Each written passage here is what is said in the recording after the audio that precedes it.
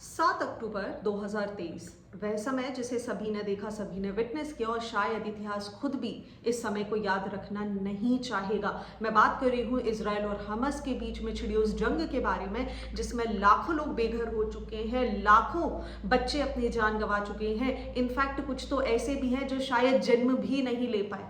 लाखों लोगों को पलायन करना पड़ गया। लेकिन इस सब के बावजूद भी इजराइल और हमास के बीच में ये जो युद्ध चल रहा है ये नहीं रुक रहा है। गाजा आज की डेट में शायद एक ऐसी जगह बन चुकी है जहां केवल इमारतें तो हैं लेकिन वहां पर लोग नहीं रह पा रहे हैं। शायद मलबों के नीचे आपको देखा जाए तो नींव नहीं, नींव की जगह केवल और केवल लोगों की, बच्चों की हड्डियां देखने के लिए मिलेगी। ऐसे में महोदय ट्रंप ने कुछ अनोखा कमाल कर दिया है और ये नेतन्याहू जी से मिले और डिसाइड किया गया कि भाई गाजा के लिए एक पीस प्लान लेकर आया जाएगा। और ये अपने आप में एक ऐतिहासिक दिन है क्योंकि ट्रंप ने बोला है कि ये एटर्नल पीस के लिए काम किया जा रहा है। इसमें ट्रंप नेतन्याहू के साथ मिलकर गाजा के लिए एक ऐसा पीस प्लान लेकर आए हैं जिसे शायद अगर सभी की मंजूरी के साथ आगे बढ़ा जाएगा तो ये जो हत्याओं का दौर है, ये जो नृशंस घटनाक्रम यहाँ पे चल रहा है, शायद उसमें कुछ लगाम लगाई जा सके। अब सवाल ये उठता है कि आखिर इसमें इन्वॉल्व कौन कौन है। तो देखिए, इस पूरे पीस प्लान का मसौदा तैयार किया जा रहा है यूएस के द्वारा और इसकी अध्यक्षता की जा रही है, लीडरशिप की जा रही है, इसको देखा परखा जा रहा है ट्रंप के नेतृत्व में। हालांकि इसमें बहुत सारे देश दुनिया के एक्सपर्ट्स को लाया गया है, ऐसा ट्रंप का बोलना है। साथ ही साथ ट्रंप यहां पर नेतन्याहू से मिले और उन्होंने यहां पर प्राइम मिनिस्टर नेतन्याहू को थैंक यू भी बोला कि भाई आपने मुझ पर विश्वास किया। दैट मीन्स ये बताता है कि आप शायद इस युद्ध को विराम लगाना चाहते हैं। ऐसे में अगर आप मैं दोनों मिलकर आगे बढ़ेंगे तो शायद गाजा की सिचुएशन को संभाला जा सकता है। शायद ये जो हत्याओं का दौर चल रहा है, जहां पर लोग लगातार मरते जा रहे हैं, डिस्ट्रक्शन का ये जो दौर चल रहा है, उसे थामा जा सकेगा। अब इंपॉर्टेंट ये हो जाता है कि क्या हमास का क्या रोल है इसमें। तो देखिए, हमास का ऑफिशियल स्टेटमेंट के हिसाब से बात करें तो हमास का बोलना है कि अभी तक हम तक ऐसा कोई भी पीस प्लान नहीं पहुंचा है। ये वही पीस प्लान के बारे में हम बात कर रहे हैं जिसमें 20 पॉइंट्स पे डिस्कशन किया जा रहा है। 20 मुख्य बिंदु लिखे गए हैं कि क्या करना है और क्या नहीं करना है। अब ये 20 बिंदु ही एटर्नल पीस की संज्ञा परिभाषित करेंगे। इंपॉर्टेंट ये हो जाता है कि ट्रंप ने जैसे ही अनाउंस किया है कि हम एक बोर्ड ऑफ पीस को यहां पर बनाएंगे जिसमें इन 20 बिंदुओं का डिस्कशन किया जाएगा, जो मिडिल ईस्ट में इस पूरी के पूरे ये जो विवाद का दौर चल रहा है, ये जो हत्याओं का दौर चल रहा है, उस पर शायद लगाम लगा सकेगा। साथ ही साथ ट्रंप ने ये भी बताया कि भाई ये जो बोर्ड बनेगा ये फेयर होगा, ये किसी एक पार्टी की तरफ नहीं होगा, किसी एक पार्टी के हित में नहीं होगा, बल्कि ये ह्यूमैनिटेरियन ग्राउंड पे काम करेगा और इसमें हाईली क्वालिफाइड एक्सपर्ट्स की टीम यहाँ पर बैठेगी, पैलेस्टीनियन रिप्रेजेंटेटिव्स यहाँ पर बैठेंगे, farmer UK prime minister Tony Blair को यहाँ पर बिठाला जाएगा। ये सारे लोग मिलकर कहीं ना कहीं डिसाइड करेंगे कि आखिर इन 20 बिंदुओं पर चर्चा कैसे की जाएगी। अब महत्वपूर्ण ये है कि आजाद पैलेस्टीन की डिमांड को भारत और कई देशों ने लगातार समर्थन दिया है। ऐसे में ट्रंप के ऊपर भी एक प्रेशर बन रहा है कि ये युद्ध तो शायद चलता ही जाएगा क्योंकि हमास पीछे आना नहीं चाहता है और नेतन्याहू ने तो ठान ही रखा है जब तक इस आतंकी संगठन हमास को खत्म नहीं कर देंगे तब तक शायद शांत नहीं बैठेंगे, क्योंकि इजराइल के लिए इजराइल का प्राइड सबसे ज्यादा बड़ा है। ऐसे में भुगत कौन रहा है हमास और इजराइल के बीच में? शायद आम जनता, वो लोग जिनका शायद इन सब में कुछ भी लेना देना नहीं है लेकिन उन्हें ढाल बनाकर इस्तेमाल किया जा रहा है। ऐसे में आजाद फिलिस्तीन की बात की जाए या इंडिपेंडेंट पैलेस्टीन की बात की जाए, उसको भी ध्यान में रखा गया है। इसी वजह से इस बोर्ड का एक मेंबर, मतलब इसमें जो मेंबर को शामिल किया जाएगा वो पैलेस्टीनियन रिप्रेजेंटेटिव भी होंगे जो भविष्य यहाँ पर तय करेंगे कि आगे पैलेस्टीन में जो इंडिपेंडेंट गवर्नमेंट बनाई जाएगी वो किस तरीके से काम करेगी। अब महत्वपूर्ण ये हो जाता है कि क्या ट्रंप अकेले ये सारा निर्णय ले रहे हैं? जी नहीं। ट्रंप के अलावा अगर हम बात करें तो ट्रंप और इजराइल तो यहाँ पर मिले हुए ही हैं। मतलब यूएसए और इजराइल, ये तो दोनों पार्टी आपस में आकर इस मसौदे के साथ तो आगे बढ़ना चाह रही है, लेकिन Saudi Arabia, Qatar, Turkey, Jordan, Indonesia, Egypt और पाकिस्तान भी इसमें शामिल है। अब आप सोच रहे होंगे कि कतर पे तो कुछ दिन पहले नेतन्याहू ने यहाँ पर बम गिरा दिया। तो जी हाँ, नेतन्याहू ने यहाँ पर उनसे माफी भी मांगी है और एक स्टेटमेंट भी दिया है कि भाई आई एम सॉरी। रिटर्न में कतर से भी, कतर के जो यहाँ पर शासक है, उन्होंने बोल दिया कि ठीक है इट्स ओके, बट आगे से इस तरीके की गलती नहीं करना। दैट मीन्स कहीं ना कहीं मिडिल ईस्टर्न कंट्रीज यहाँ पर एक शांति की राह चुनने के लिए आगे बढ़ रही हैं। अब हमास का ऐसे में कोई भी रोल देखने के लिए नहीं मिल रहा है, तो क्या होगा हम कह नहीं सकते। अब इसी के अनुसार अगर हम बात करें तो हमास को एक मौका दिया गया है कि देखिए आपको ये 20 प्लान दिए जा रहे हैं, आपको पार्ट नहीं बनाया जा रहा है इस डिस्कशन का। That means you either have to accept it और you have to accept it, otherwise क्या होगा, अदरवाइज ट्रंप डायरेक्टली बोल रहे हैं कि देखिए हमास को हमेशा के लिए डिस्ट्रॉय कर दिया जाएगा। नेतन्याहू को ट्रंप का पूरा सपोर्ट होगा कि वो हमास को पूरी तरीके से खत्म कर दे, क्योंकि इससे एक बात समझ आती है कि हमास केवल और केवल डिस्ट्रक्शन चाहता है, शायद वो लोगों की भलाई नहीं चाहता। अब अभी भी अगर हम बात करें तो गाजा इस समय सफर कर रहा है, ऐसे में ये 20 बिंदु बहुत मुख्य हो जाते हैं कि किन बातों पे चर्चा की गई, किन बातों पे चर्चा नहीं की गई। चलिए एक एक करके इनको समझते हैं। इन बिंदुओं में से सबसे पहला विषय जो इम्पोर्टेंट हो जाता है वो ये बात करता है कि अगर इजराइल और हमास इस प्लान को मंजूरी दे देते हैं तो ये जंग तत्काल प्रभाव से रोक दी जाएगी। इजरायली सेना की अगर हम बात करें तो वो सारे ऑपरेशंस बंद कर देगी और धीरे धीरे वो रिट्रीट कर जाएगी। Now there is a catch, Israeli सेना क्यों रिट्रीट करेगी, क्योंकि ये तो हमेशा से विवाद ही इसी बात पे चला रहा है कि पहले हमास रिट्रीट करेगा तब हम जाएंगे। हमास बोलता है पहले आप जाइए, इजराइल बोलता है पहले आप जाइए, लेकिन दोनों ही पीछे जाने हटने के लिए तैयार नहीं होते। तीसरे पॉइंट पर बात करते हैं तो गाजा को एक डी रेडिकलाइज्ड किया जाएगा, टेरर फ्री जोन यहाँ पर बनाया जाएगा ताकि जितने भी पड़ोसी हों उनको कोई खतरा ना हो। अब आप समझ रहे होंगे जितनी भी नेबरिंग कंट्री हैं उन्हें भी डर लगा रहता है कि यार आज हम पे अटैक हो जाएगा। जैसे कि आपने देखा होगा कि ईरान में कोई जाके छुपा था, हमास का सपोर्ट करने वाला, कतर में कोई जाके छुपा था और इजराइल ने उनके ऊपर क्या कर दिया, बम गिरा दिया। तो यही खतरे की बात यहाँ पर की जा रही है। साथ ही साथ गाजा का रीडेवलपमेंट किया जाएगा ताकि उसके लोगों का यहाँ पर बेनिफिट हो सके और जो लोग अभी तक यहाँ पर सफर कर चुके हैं उनको कहीं ना कहीं रिहैबिलिटेशन प्रोग्राम्स में भी ले जाया जाएगा। अब बात की गई है कि अगर दोनों पार्टीज यहाँ पर एग्री हो जाते हैं तो तत्काल प्रभाव से सारी चीजों को खत्म किया जाएगा। और जैसे ही इजराइल ओपनली डिक्लेयर कर देगा कि ठीक है I am totally agree with it और मैं अपनी सेना को यहाँ से वापस ले रहा हूँ, उसके 48 घंटे के अंदर ही जितने भी जिंदा और मृत बंधक हैं उन सभी को हमास को लौटाना पड़ेगा। पहला पॉइंट क्लियर हो गया। चलिए आगे समझ लेते हैं कि जैसे ही इन सारे के सारे प्रिजनर्स को वापस लौटाया जाएगा, अब इजराइल को भी इतने सारे पैलेस्टीनियन कैदियों को जो इसको यहाँ पर इन्होंने पकड़ के रखा है उन्हें वापस करना होगा। एक बार सारे हॉस्टेजेस रिलीज हो जाते हैं दोनों पार्टीज की तरफ से, तब यहाँ पर आगे बात की जाएगी। अब यही तो प्रॉब्लम है क्योंकि हमास के पास नेगोशिएशन करने के लिए जो सबसे महत्वपूर्ण चीज है, जो ट्रेजर है, वो है प्रिजनर्स, वो है वो बंधक, वो कैदी जिनको यहाँ पर हमास ने पकड़ के रखा हुआ है इजराइल के अगेंस्ट।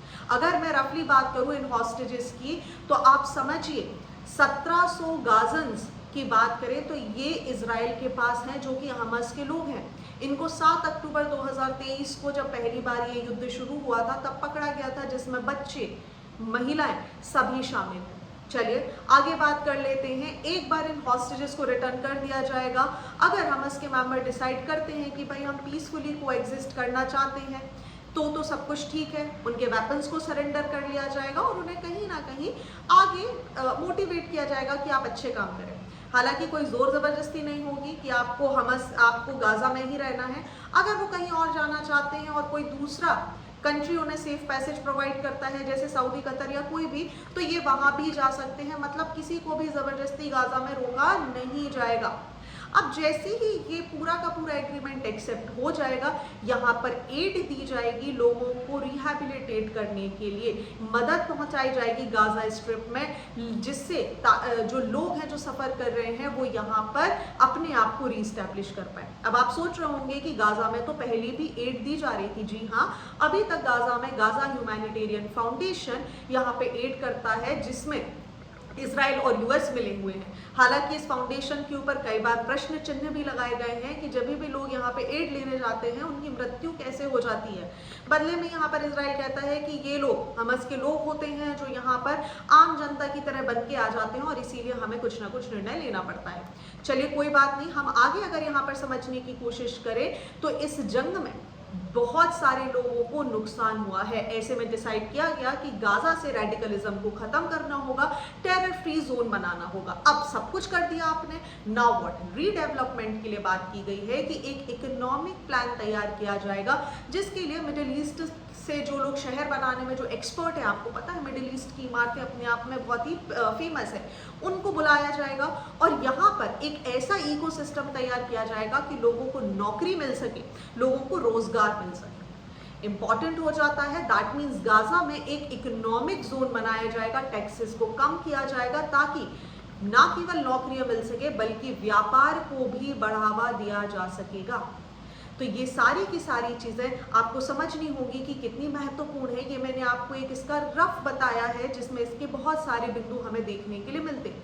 अब समझिए आगे इस पूरे के पूरे घटनाक्रम में एक और बात बोली गई कि अगर हमास यहाँ पर तैयार नहीं होता है इस बात को, इस बिंदुओं को मानने के लिए, तब यहाँ पर नेतन्याहू को ट्रंप पूरा सपोर्ट करेंगे कि आप जाइए और इन्हें डिस्ट्रॉय कर दीजिए।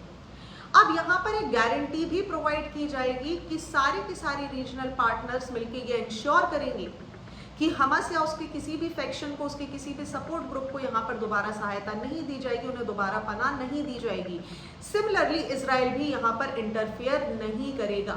यूनाइटेड स्टेट्स की बात करें, अरब और इंटरनेशनल पार्टनर्स के साथ मिलकर ये कहीं ना कहीं एक इंटरनेशनल स्टेबलाइजेशन फोर्स का गठन करेगा जिसको डिप्लॉय किया जाएगा गाजा में, और ये आईएसएफ की फोर्स ही यहाँ पर पूरी सुरक्षा के बारे में काम करेगी। ये भी आपको समझ हो गया। साथ ही साथ ये जो आईएसएफ की फोर्स है, ये जो पैलेस्टीनियन जो वेटेड पैलेस्टीनियन फोर्स है गाजा में, उसको भी यहाँ पर सपोर्ट देगी, उसको भी यहाँ पर आगे बढ़ाने का काम करेगी। इसराइल ना केवल ये श्योरिटी देगा कि वो दोबारा अटैक नहीं करेगा, बल्कि इसराइल ऑक्यूपाई नहीं करेगा, एनेक्स नहीं करेगा गाजा को, ये बात भी यहाँ पर बोली जा रही है। अब एक और बात बोली गई कि अगर इस इवेंट में हमास डिले करता है या रिजेक्ट कर देता है प्रपोजल को, तब यहाँ पर आईएसएफ और आईडीएफ मिलकर जाएंगे और हमास का यहाँ पर खात्मा कर देंगे। सो ये सारी चीजें हमें यहाँ पर क्लियर हो गई कि आखिर क्या बात की जा रही है। दैट मीन्स मोटा मोटी तौर पर बात करें तो ये वही ट्रंप है जो कुछ टाइम पहले एक वीडियो बनाकर फेमस हुए थे जिसमें ये बोलते हुए मिल रहे थे कि सभी लोग गाजा से भाग जाइए, गाजा को यूएस एक ऐसा कन्वर्ट कर देगा जिसमें बहुत प्रॉस्पेरिटी होगी, सब कुछ होगा। अब यहाँ पर इनके स्वर थोड़े से हमें बदले हुए देखने के लिए मिल रहे हैं।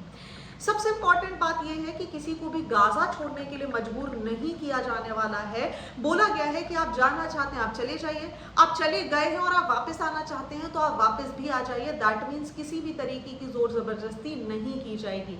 अरब देश यहाँ पर बोल रहे हैं कि भाई हम सिक्योरिटी की गारंटी देंगे कि हमास, गाजा के सभी लोग या इजराइल के अगेंस्ट जाने वाले जितने भी ग्रुप्स हैं वो यहाँ से पीछे हट जाएंगे ताकि कोई भी खतरा किसी की भी जान को ना बना सके। अब यहाँ पर आपको एक चीज समझ आ रहा होगा कि हमास का तो नुकसान ही हो रहा है। जी हाँ, हो रहा है, और शायद इसी की वजह से ऐसा भी हो सकता है कि भविष्य में ये जो पीस प्लान है ये फ्लॉप हो जाए। अब धीरे धीरे इजरायली सेना इस फोर्स की जितनी भी एरियाज हैं, जितने भी अभी तक एरिया उन्होंने कैप्चर किए हुए हैं, वो पूरी की पूरी जगह यहाँ पर आईडीएफ या ये जो अमेरिका और अरब देश मिलके जो इंटरनेशनल स्टेबलाइजेशन फोर्स का गठन कर रहे हैं उसको सौंप देंगे। और डिसाइड भी किया गया कि भाई दोबारा कभी गाजा के ऊपर हमला नहीं किया जाएगा।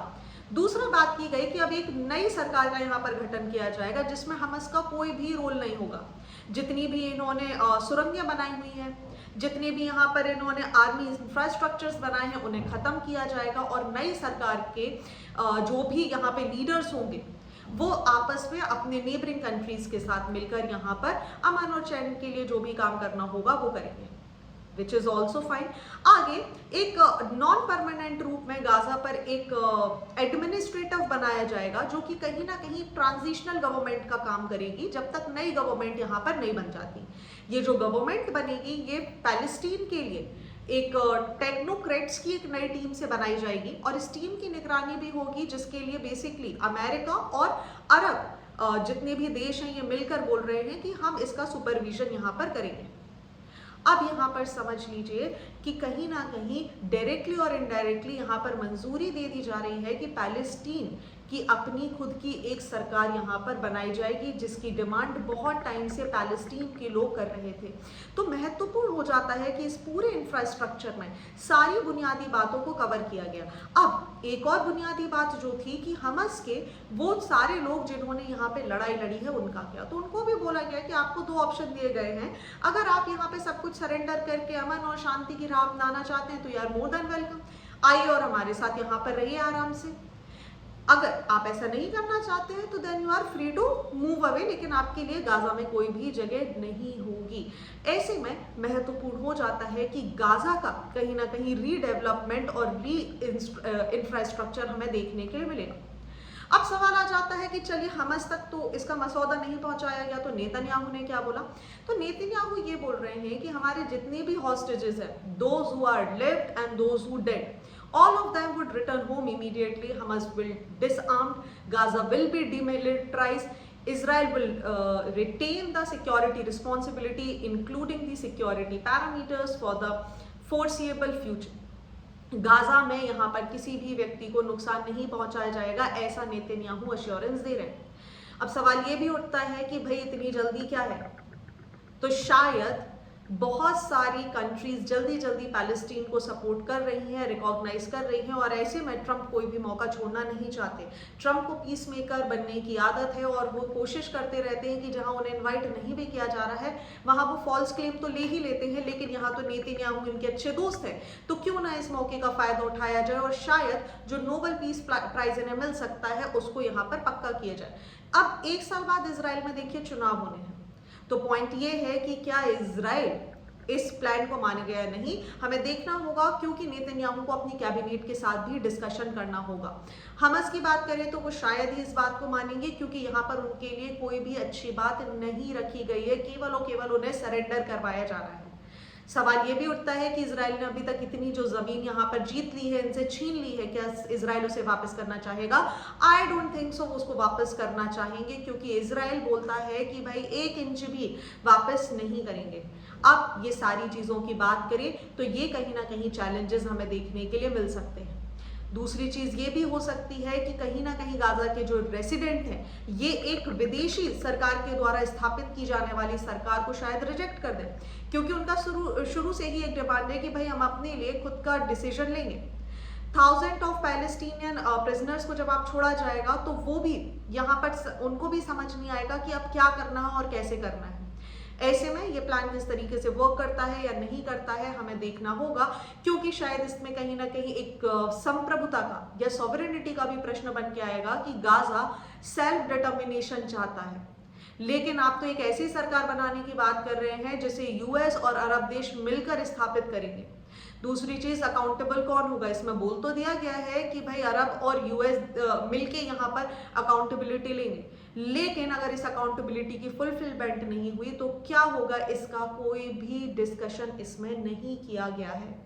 अब आगे क्या होता है ये तो हमें आगे आने वाले 1-2 दिन में देखने के लिए मिल जाएगा कि किस तरीके से ये ट्रंप का जो पीस प्लान है ये सक्सेस होता है या फिर फेल होता है। इस पीस प्लान को डिटेल में पढ़ने के लिए आप कमेंट सेक्शन में जा सकते हैं, जहां मैंने इसकी लिंक अपलोड कर दी है। Thank you and see you soon.